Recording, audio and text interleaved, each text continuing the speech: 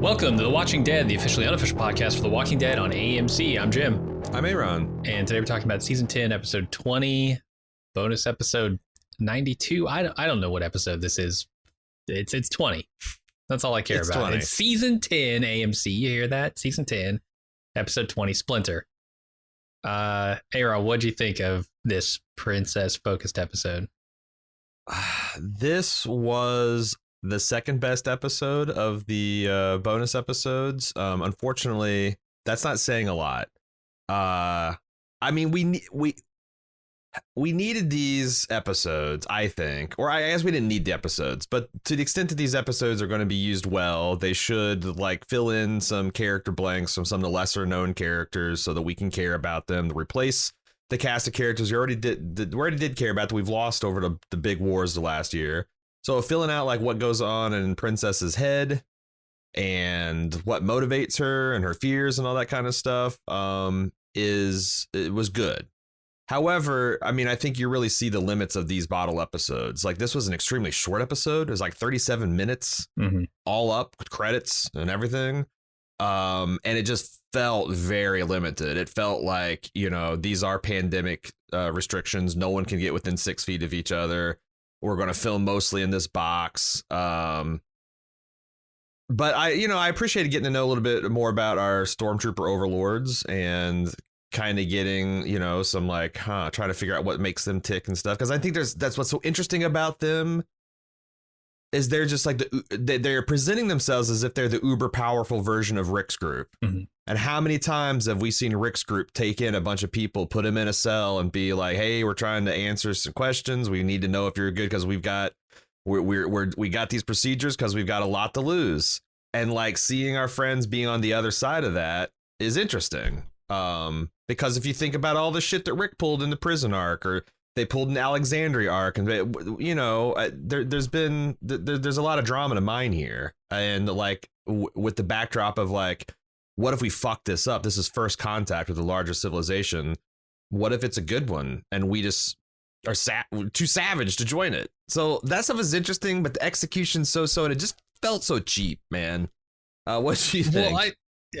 Well, you're, talking about, we definitely get like some characters who've been through that stuff, but they're not actually those characters, right? This is all Princess in her own head interpreting whatever the hell she thinks these characters are like through her own lens. Yeah. And so none of what we see in this episode really applies to how our particular survivors would react.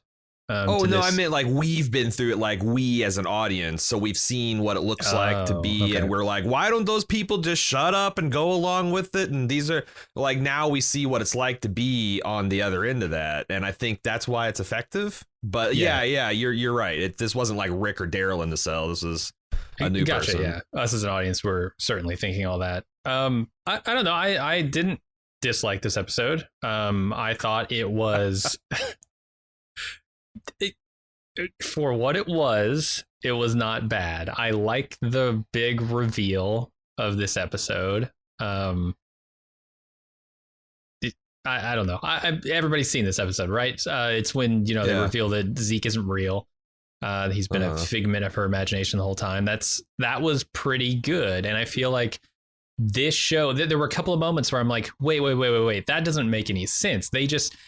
Zeke is in this car. This guard doesn't notice him. Where did Zeke go? How did Zeke make it out of the car in 2 seconds flat when this guy walked in? And then they revealed that he wasn't real. And I'm like, oh, okay, that's Walking Dead. In past seasons, that would have just been a mistake. That would have been something that some intern on the set brought up. Right. And Nicotero was like, are you fucking kidding? Nobody's going to notice. We're not reshooting for that. No, that takes rewrites. We have to shut down production for a day. Forget about it. And in this episode, they actually took that into account, made it part of the plot. I like that stuff. And I guess this means probably that we're going to have to see more Princess, because the ultimate, like, fuck you to the audience is to waste your time with a bonus set of episodes, right? Between the pandemic shit they had to get out and the running the final episode of last season and getting the new season going. They put out, a series of slapdash episodes, essentially. And the real slap in the face would be for them to just like kill Princess in a episode or two, right? Yeah. Into the new season. So the princess is probably going to stick around. I would assume most of the next season, if not all of it. So I guess it's cool is to get into her background, get into, like you said, what makes her tick. Because there's a lot to dig into there, apparently. So I don't know. I liked it. It feels kind of bullying to beat up on the bonus episodes because they're literally like, they're bonus episodes, man. We're in a pandemic. We couldn't do anything else. This is an unforced error if they're bad. Yeah. That's like, but I feel like it's like, if you've got your girlfriend and your wife and you were separated by some kind of natural disaster and you had this thing where it's like, hey, she bakes a cake for you every time you see her, right? And she was limited. So like when she shows up the next time, she's got like shitty cakes that she made with just a scrap she had. Mm-hmm. It's like, yeah, you shouldn't have made the shitty cake maybe, but you say that to her with tears in her eyes. I don't know. That's what I feel like. Angela Kang came to me with the shitty pandemic cake that she baked, saying, "See, aren't you glad that there's something here?" And I'm like, yeah, I'm not.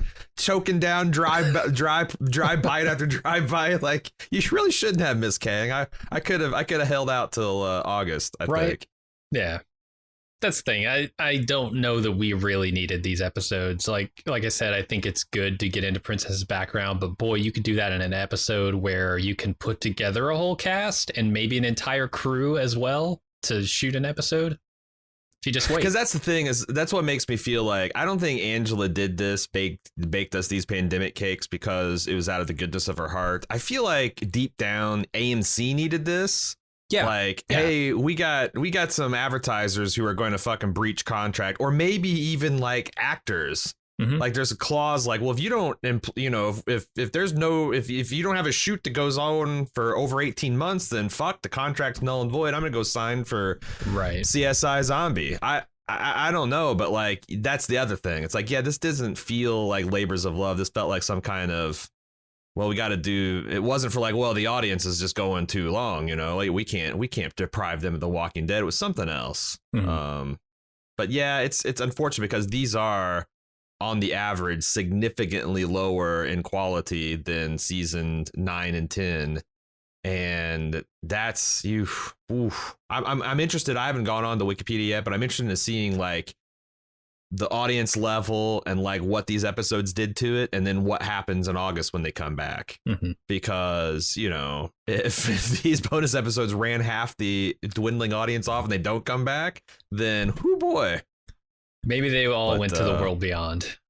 Maybe that's their bet. So why don't we get into the recap? All right, we start off where we left Ezekiel, Yumiko, Eugene, and Princess last time we saw them, which is essentially being surrounded and captured by these stormtroopers. And they're each locked up into separate train cars after being sort of physically abused, bashed and thrown to the ground. I guess it fractures Princess's jaw. It does a number on Yumiko.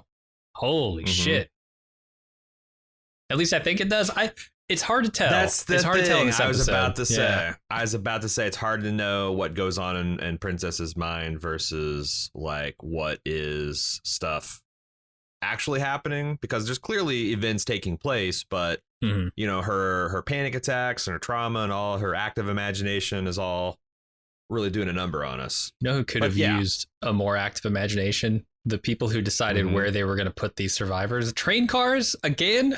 Dude. Again, man? Is this the fucking... In my notes, it says she's thrown into the ever-reliable boxcar. Like, right?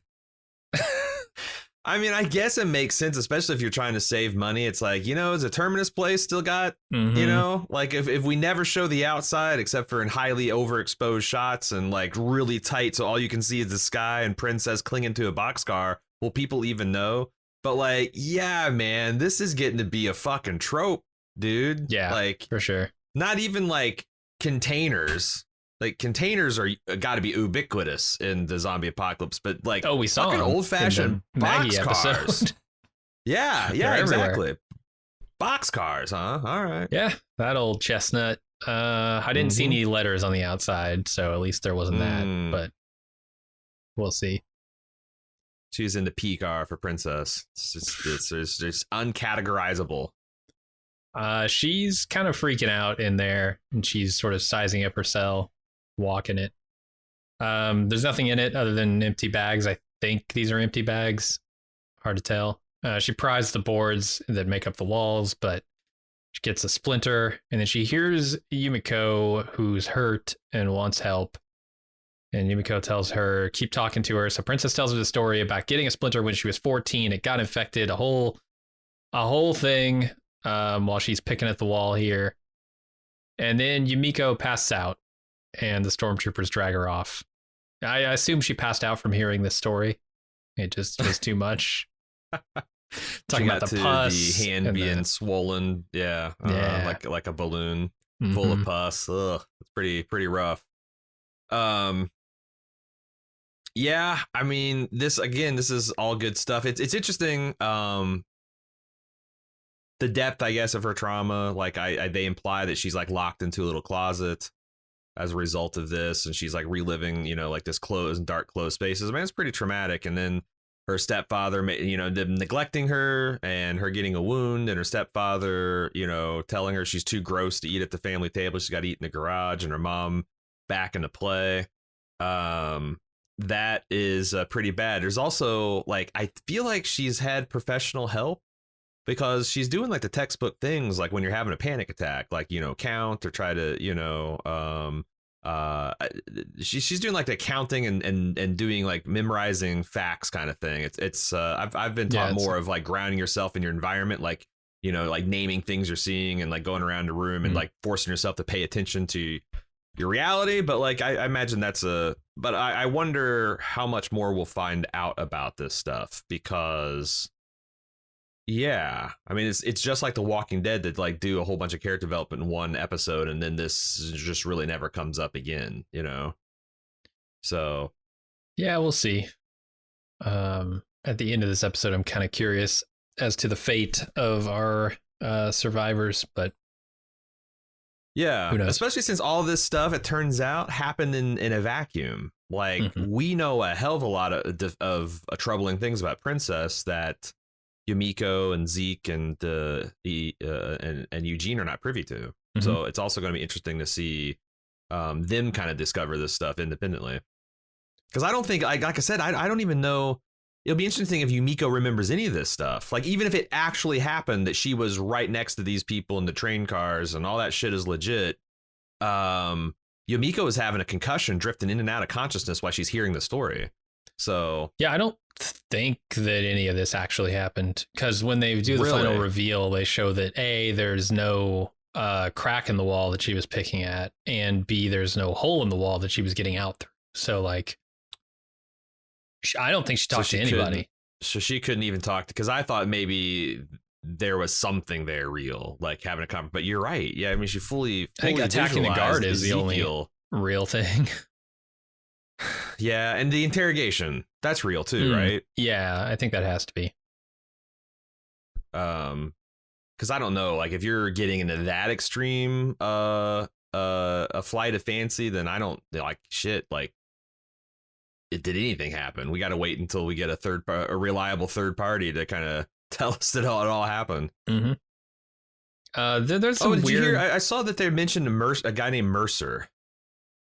When they were like when Princess was kind of like, looking at the guys and listening to the guys and trying not to freak out. One of them mentioned the guy named Mercer, and like implying that he's in command. I was gonna say, is that the guy who takes off his helmet in this episode? Not the one that gets beaten, but the one who interrogates Princess, maybe. Yeah, maybe, but I don't think he was mentioned. So I imagine if you're a comic book fan, you know all about this, because I guess this stuff is taken pretty much right out of the comic books, down to the uniforms. Like, these guys, stormtrooper ass looking uniforms, or someone sent me a cover of the comics, and it's fucking comic accurate. Like, it's exactly what these things look like in a comic book. So also, they got the Batman like hooks on their gauntlets, to the point I wondered if they got like a good deal. Like, this was like Firefly, where like they bought up the whole fucking Starship Troopers uniform, spray paint him a different color, and there's a like, did they get a really good deal on fucking, you know, Ra's al Ghul shit and just spray painted it white? Maybe. Because on the other hand, those are probably pretty good zombie whoppers, right? Like, I feel like this is a combat suit designed to go into a group of zombies and just be immune to them. Like Kevlar head to toe. Your all your limbs are enforced with I don't know, iron zombie whoppers. Like, yeah. So maybe they are custom, but they look a lot like the League of Shadows for sure. Maybe that's the thing. Princess had huffed that blue flower that only grows on the one side of the Himalaya. Yeah. It's like, it's just her metal was being tested, and she's now joining up at the League of Shadows. All right. Gotham has survived the zombie apocalypse. They're holding out, but they're not going to withstand a spray painted white princess. It's all over for them. Yeah, that'd be an entirely different set of movies. There's a weird thing they're doing here where they're cutting back and forth between her in the train car and the punch that she throws. Like 5 times they cut back and forth between this thing as she's like walking around her cell there. I think are they trying to foreshadow the Ezekiel reveal later on? Is that what's happening? Like they're trying to connect the beating that she gives that guy later with her violence at the beginning, or attempted violence. But I think it's this idea of she always makes things worse. And she's really replaying her jumping that guard, going for his knife, and Yumiko getting the rifle butt to the face. I think as like her kind of ruminating on that, like, I've done it again. And she's going to do it again. But it's such a clumsy attempt, though. Like, she basically throws one huge haymaker of a punch and lands on the ground. Well, that's like the thing. Like, I'm not going to say I've known anyone exactly like Princess, but those people that like just can't fucking sit still and think in a crisis, they're the fucking worst. Like, you know, it's like, if you don't know what to do and you're jacked with adrenaline, then running up and doing the first thing that pops in your head is probably not the thing to do. And like, I was having a borderline panic attack with like Yumiko trying to like, don't do anything stupid. No, I'm going to do something stupid. Well, you just can't do, I got to do something. Yeah. Like, okay. But like, that seems to be her thing. She doesn't think things through. Yeah. So the next morning, the sunlight reveals a board on the wall covering a hole, which Princess uses to get out. She tries to break Eugene out of his car, but he talks her into getting back inside so that they'll think they're worthy of, you know, I can't tell. Is Eugene here saying like, we want them to think that they should join us, or we want them to think that we're worthy of joining them? Because like, it was tough to tell. Well, and also, is she actually speaking to Eugene here? I don't think so. But so how is she role playing as him so effectively? Because Zeke, I thought he was like off, a week with them, maybe. But yeah, you're right. I guess that's true. I guess I don't know. Because that's like right on what Eugene was trying to do. He's trying, you know, the even way he's speaking, it's like, you know, I'm somewhere between Santa and the guardian angel of these people, and I need to get back with some powerful help and blah blah blah. Just, you know, I trust Stephanie, and these have got to be Stephanie's people. So at QED, they got to be trustworthy. And that's the thing, is like, I don't know that I disagree with Eugene at this point. So yeah, I mean, Eugene is definitely the good angel on her shoulder, right? And then you get the bad devil in Ezekiel on her other shoulder. And Yumiko stands in for the rest of them, right? For all 3 of them being her friends who are in trouble. Yeah. And once you get to the end of this episode, it all becomes very clear that that's the case. But yeah, here, I mean, she knows, I guess, what their mission is, and she knows who Eugene is to some degree. So I don't know. It works. And plus, you need the audience to not be like, what the fuck? Eugene is acting really weird here. Why? Yeah. And they do that, I think, a little bit with Ezekiel anyway. Like when he popped in, I like immediately said, like, he does this. This is a weird performance by Mr. Payton here. I don't understand what's going on. His energy is a but little maybe manic. yeah, they needed to kind of slow. They need to slow roll, but it also like realizing that so much of this stuff is fake or helped out with a lot of the episode because I'm like, okay, I guess I'm going to just say that these stormtroopers don't know that there's this ridiculously weak plywood patch in the doors that they've never Right. like, you know, like maybe the prisoners are a little bit more docile. They don't go prying shit off, but like she didn't even really struggle or need a pry bar. It's just kind of like, you know, it just came right off. So Yeah. But yeah, I guess all that shit's fake. So whatever. So she tries to break Eugene out. He talks to her about going back inside, and the stormtroopers come and get her. And they strip her down and examine her for bites. Once they're satisfied, they begin questioning her. Princess is uncooperative, and when she demands to see Yumiko, the interrogator hits her and throws her back into her cell. I'm actually super surprised she was as chill as she was being strip searched and hosed down naked and being her body being scrutinized by these guys. Like I was really expecting this to be another like fucking trigger where she lashes out. Yeah, she has like a real, in this scene in particular, real like Michelle Rodriguez kind of detached anger sort of vibe. Like, yeah, oh, you fuckers are gonna get yours eventually. Once this is over, I'm coming back for each and every one of you. Yeah, exactly. But like that's the thing. It's like I kept on saying like, okay, did this guy seem like a bad guy? Because he's being tough and uncompromising with her, but he's, you know, asking essentially, you know, name, rank, serial number type questions. What are you doing here? And you know, she's but on the other hand, like, would she get? But I was thinking about like, okay, like when Tyrese's group showed up in season 3, like, is this different than how Rick treated their group?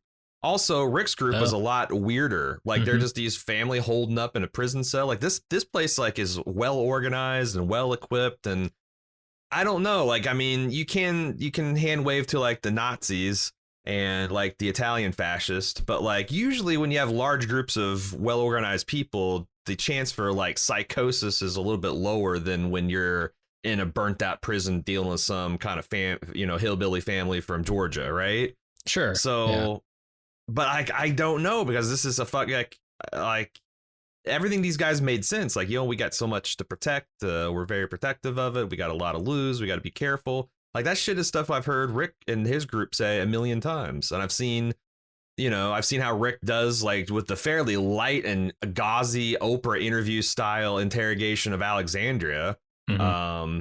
And here we're seeing another person go through it. So like, I don't know. What do you think the show is trying to tell us about these stormtroopers? I don't know. I was kind of all on board with them being decent, and a civilization that is out to help others until the very end of this episode. And it's, I don't know, assuming that they're not like lining them up for a fucking firing squad or something, then that's still on the table, right? Like putting a hood over people's heads to walk them to wherever you're going to take them so that they just don't know where they are. Yes. Yeah, like they wouldn't know how to get back there. That sort of thing makes a certain amount of sense, but it looks really bad at first glance. So it's a sane move in this world, but it does like black bags over people's head is not ever, seen as rolling out the welcome carpet, is it? No, for sure. So I don't know. I'm still up in the air on them, but I'm leaning toward they're just, being extra cautious, and they're not, they're like the governor if he didn't have heads in his tanks, but we'll see. So the princess wakes up, but Yumiko still hasn't returned. She hears them grab Eugene, so she goes out through the hole in the wall to verify that he's gone, then goes back in her own car, and suddenly Ezekiel opens the top of her car and drops inside. He says, "We gotta go." But they take their time arguing about it, and before they resolve it, a guard comes in with food. And then the character that I have to start calling Sneaky Zeke, because if he was real, I don't know how this happens, but Sneaky Zeke punches him out through his helmet, no less. Holy shit. Yeah. And that's one of the parts of the episode that's real. Like, Princess punched this man out through his helmet. Yeah, but I guess if he got punched in the face, because like Zeke punches him in like a rabbit punch, but obviously that can't have happened because he didn't sneak up behind him while, so like some of the stuff is a little magical realism. But yeah, I mean, God, are we gonna like I still like Star Wars, even though the Stormtrooper armor is ridiculous. I kind of give a wide latitude to Stormtrooper armor being completely ineffective. Unless they're supposed to. Right. When they're clearing out a rebel base on Hoth, oh boy, those Stormtroopers they're unbeatable. When they're going up against teddy bears with sticks, oof, they're just paper tigers. Of course. Well, so it's like I had so many, and I don't want to belabor the point, but like when Zeke drops down, I'm like, why the fuck did he do that? I mean, he doesn't know that there's a bunch of holes in this thing. Like, what was his plan for getting out? And and also like, well, why is he hanging out? Like, why does he continue to hang out in this car? Like, why doesn't he establish contact and get back out? And like, there's a bunch of stuff that, like, he had this kind of like I think you would describe as kind of like a manic energy to him that I think is Gary Payton doing a little bit of princess acting in retrospect. But it was kind of, I enjoyed this part of the episode because it really had me kind of like puzzling in a good way. Yeah, for sure. So Zeke disarms. This is wrong. My notes say disarms and hand fucks the guard. It's handcuffs the guard. Yeah. He does not hand fuck him. He does not. And then they, being Zeke and Princess, question him about Yumiko. The guard makes his case that they might be able to help him and tells him, hey, we protect many, many people here, and I don't know anything about your friend. So then the guard like punches Princess, and Zeke pounces on him like a tiger. Did you see that pounce, man? I don't know if that's like intentional, but learned a lot from, was it Shiva? His tiger, Shiva? That sounds right. I don't remember. Yeah. He's got that tiger fighting style. Uh-huh. But how does Princess know about that? Did he talk about what I was wondering. He definitely talked about the tiger. In the first day. I don't think Ezekiel goes an hour without mentioning, the reason I led this community is because I used to have a tiger. It's the most interesting thing about him.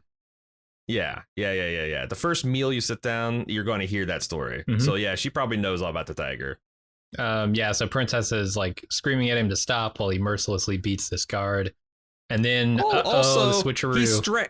He's strangling the guard through this thick Kevlar bomb diffusal collar, which is the other thing where I was just like face palming, like, oh my God, this guy could take this like literally all day long.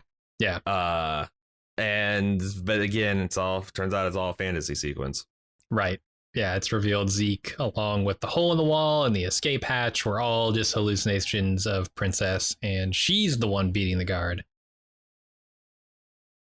Which makes way more sense, I want to talk about specifically some of the things that this guy said, this conversation, where, first of all, it helps the guy looks like a kid. Like, he looks like he's maybe 21, 22. He probably grew up in this whole fucking thing. Looks like a young James Marsden with a shaved head. Yeah. Okay, I can see that. But he's like, he's got a good spiel. It's like, for the benefit of all and all who seek solace at our gates, like this reminds me of the Alexandria safe zone, but also reminds me chillingly of Terminus, right? It's not the first. Sure. These aren't the first people. And the sanctuary. It's not the first people to gussy up their brutality with some pretty words. The whisperers. But yeah, it's like, he had reasons like, you separate. Well, yeah, we're taking extraordinary caution because we have a lot to lose, but also we can do a lot to help with you guys. We're organized, and he says, like, just like my boss says, as soon as you tell us what your deal is, you can see your friends, you can believe us or not. Like, I like at this point in the episode, I was starting to talk myself into that these guys were pretty good. Yeah, I was too. The end changes things, but maybe not. And it still might be. That's the thing. It still might be that they're good, but like, it also would be interesting if it's an ironic situation where these guys are good. Rick's group, the Alexandrian group, I should say now, is good. And it's a misunderstanding, and it's going to lead to a bunch of pointless suffering and war. Yeah. Because the other thing is, like, I don't know that I believe Alexander can beat these guys. I don't know why I would. I mean, they're so well equipped, and they got like, you know, the newness and squeaky cleanness of this implies, although him saying that like he doesn't have bullets, like because he's so new, he's such a rookie, doesn't have bullets, like, and they have a big ass bayonet on those things. I'm wondering how much of this shit is like posturing. Mm-hmm. Like they're doing this to make themselves look bigger and more equipped. And it's like, well, they just don't give us rookie bullets, but that's because they don't have bullets. Yeah, you know, I wonder how if they're hiding their power level or faking their Wizard of Ozing a bit. It could be, yeah. I don't know. We'll definitely see more of this. I expect to get back to this very early in the next season. Yeah. Because we're not going to get any more of this in the bonus episodes. So. Yeah, I saw that. Princess makes a run for it. I'm trying to figure out how much of all of this is real. So she makes a run for it. Her newfound weapon gets hung up on the fence. And rather than abandon her new friends, she turns back and tries to help them. And, you know, Sneaky Zeke is trying to encourage her to leave them behind, but she goes back for him anyway. I like Sneaky Zeke with the 2 train conductors. It's like some kind of fucking, those zombies were stylized as train conductors. They had like, you know, an engineer hat and I like that. It's like some kind of demented Thomas the Tank Engine bullshit. Yeah, and he's bringing a different energy to that too. It's there are multiple energies that Kari. It's a lot. Yeah, and is it?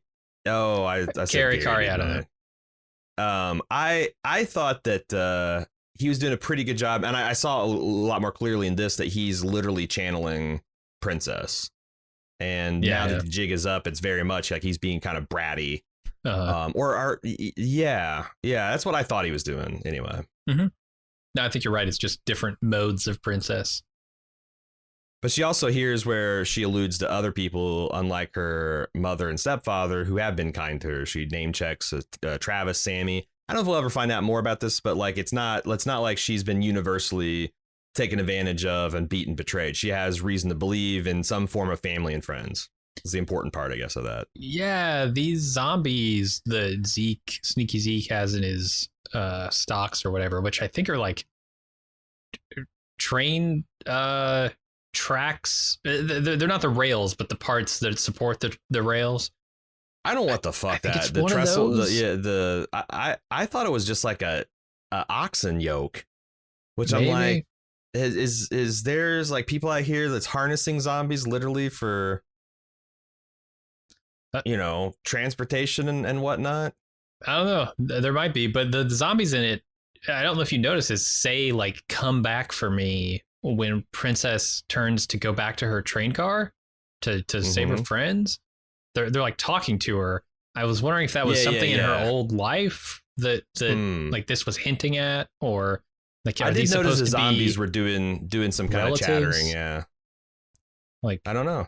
Yeah, because the zombies completely changed. In her fantasy, they were dressed differently and they looked differently, and then the reality, they were much more decayed and weren't wearing any train clothes and etc. So yeah, so who knows what kind of delusions we're dealing with here. But she goes back to her train car and then apologizes to the guard that she mercilessly beat.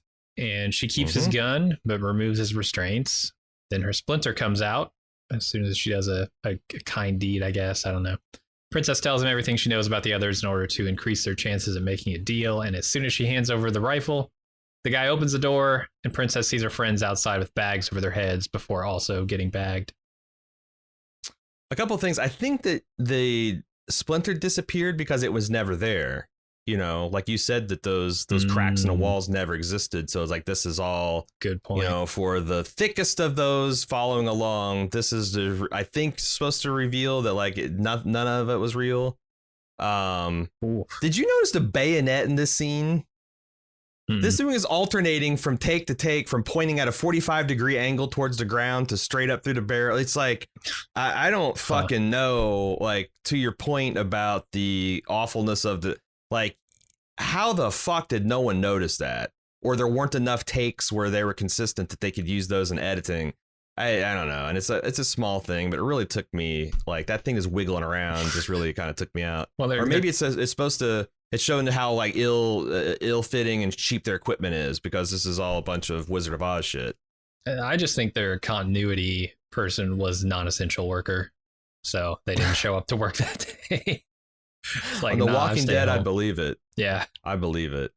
But yeah, she reveals it's like she I don't know how much of this stuff is self-diagnosed versus how much of the stuff is actually things she got a diagnosis before the world went to shit. But she says she's got ADHD and PTSD and anxiety and depression and isolation and an active an imagination that kind of like smooths over all that shit. Claustrophobia also, maybe. She was talking about how dark and enclosed that boxcar is. Small dark spaces, yeah. But he says, hey, you gotta at some point you gotta trust. And the thing is you're not sure. You're not sure whether when he says I got it, like, because none of that information is like, I can't imagine they're like holding out on actionable intel. Maybe they're just because that's how you interrogate people. You bring them in one at a time. You ask them to tell the story. You isolate them. You bring in more and more. And to the extent that the stories match up, you're getting the truth. To the extent that they diverge, there's stuff you need to probe on. So it's like, this is all kind of standard interrogation of an unknown quantity thing, even down to the black bag. So I'm still not sure if this is going to be a tragedy because this is a thing that could have helped the Alexandrians had it not gotten fucked up, or if these people are going to be one last time another fucking evil group that proves the righteousness of Rick's old group. I don't know. I kind of hope it's something more interesting than that. I hope it's more interesting than like involve Junebug, Blue Goose. What's her name? Junebug. Oh, Stephanie. Yeah. Yeah. What's her nickname? I don't remember. Yeah. When are we going to get Stephanie? Was it Junebug? No. I don't know. It wasn't Doodlebug. Yeah. It was Blue something. I don't. Blue Beetle. I don't know. I don't know. I don't know where they're going with this stuff. I just hope that it's not another like evil group. Like, oh, we finally found out it's the in boss of evil fucked up groups, because it just, I do when we played The Last of Us too, right? Like, you play one side and like these wolf guys are just completely fucking assholes and they're just a bunch of psychopaths, and you play their side and it's like, oh, well, this is why it's happening. And this is what it looks like on the inside to be them and all that.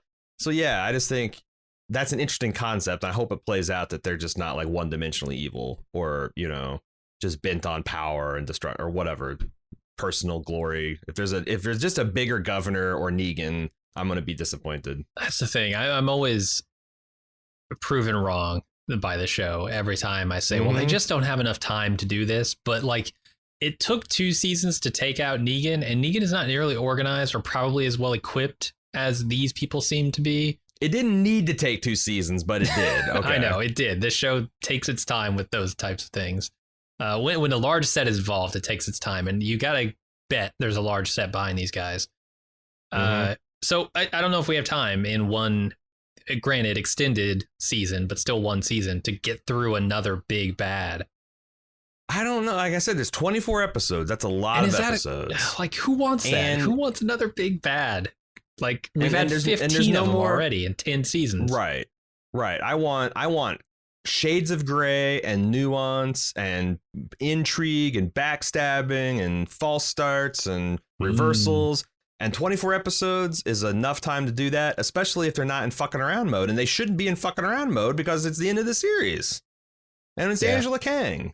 So, like, I think when they get the budget back and when they're off COVID restrictions and all that kind of stuff, then we'll be back. And this could be interesting. But again, that's just my hope. I mean, Gabriel's going to fuck it up, right? They're going to come and be like, hey, everybody, we want to be friends. Gabriel's not going to trust him. He's going to kill a few of them. And then we're back to enemies. He's going to kill the well-equipped, well-armed stormtroopers. Yeah.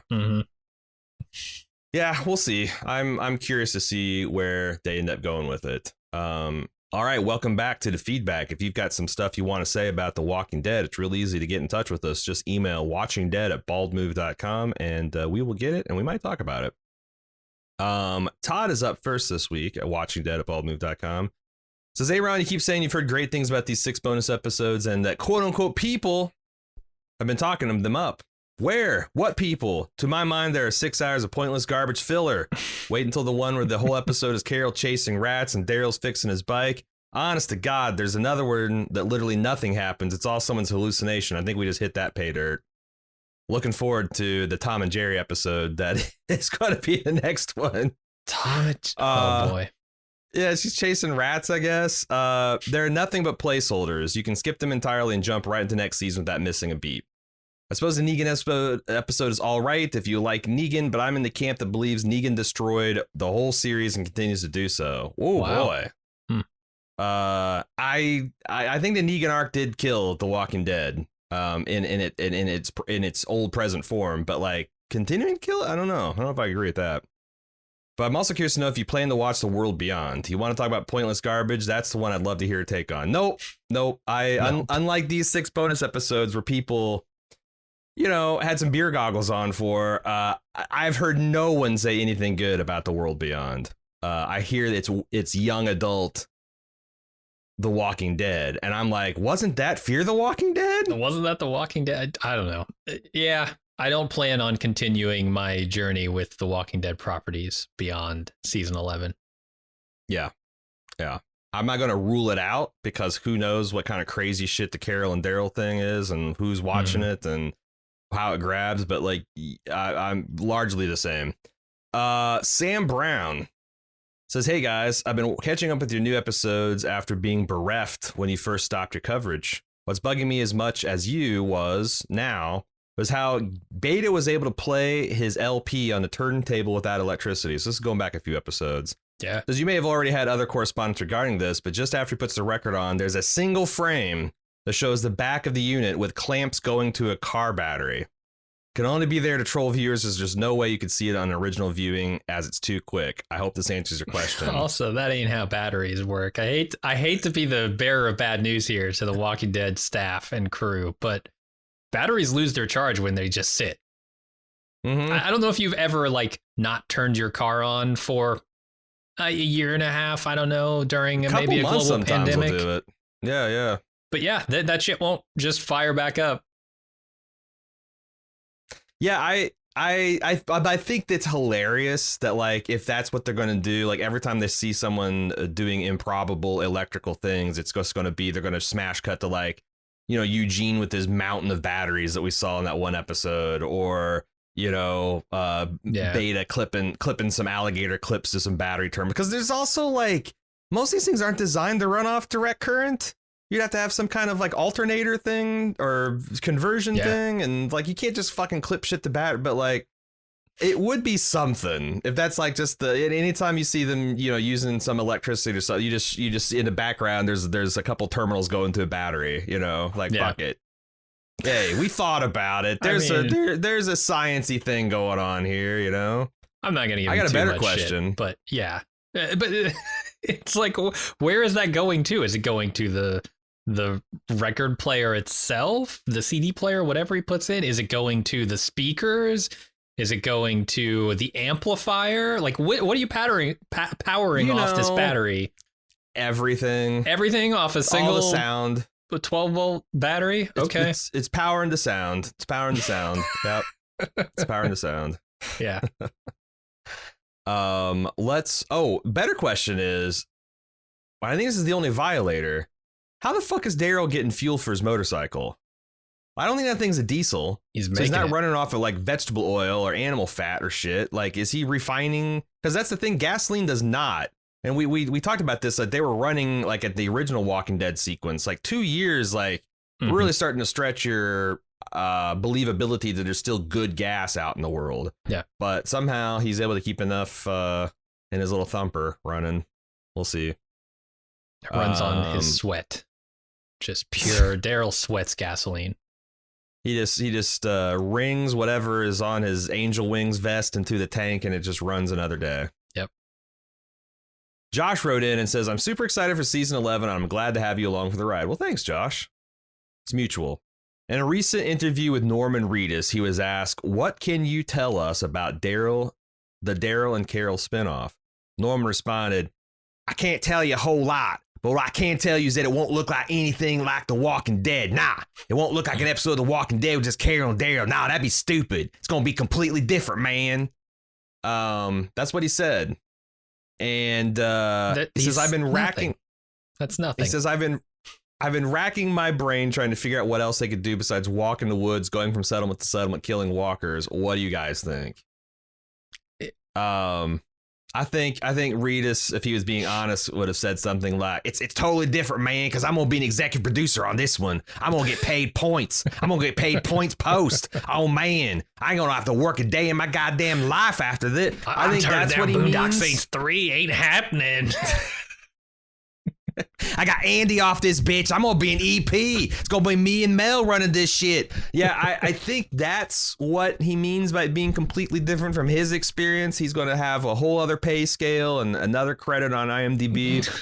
But probably.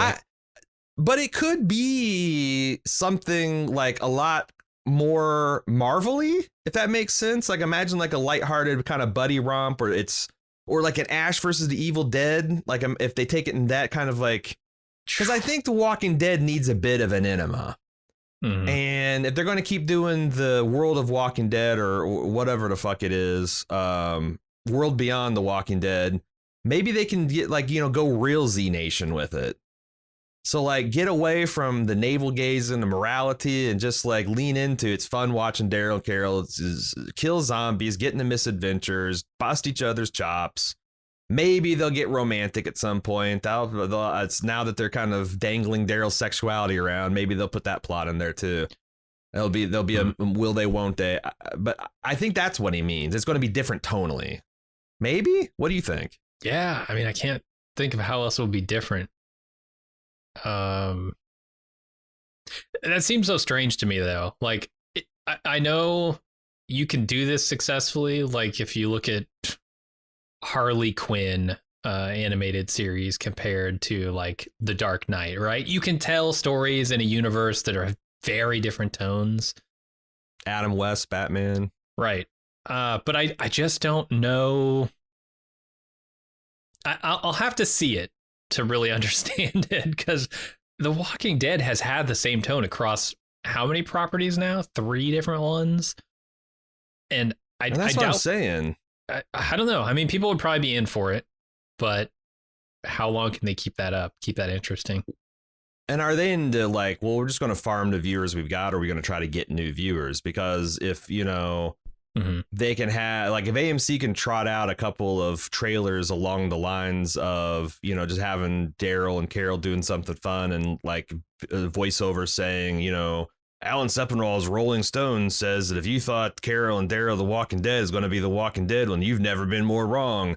I can see that bringing in new audience, but if they do that, it has to be something different and something kind of creative and maybe something meta.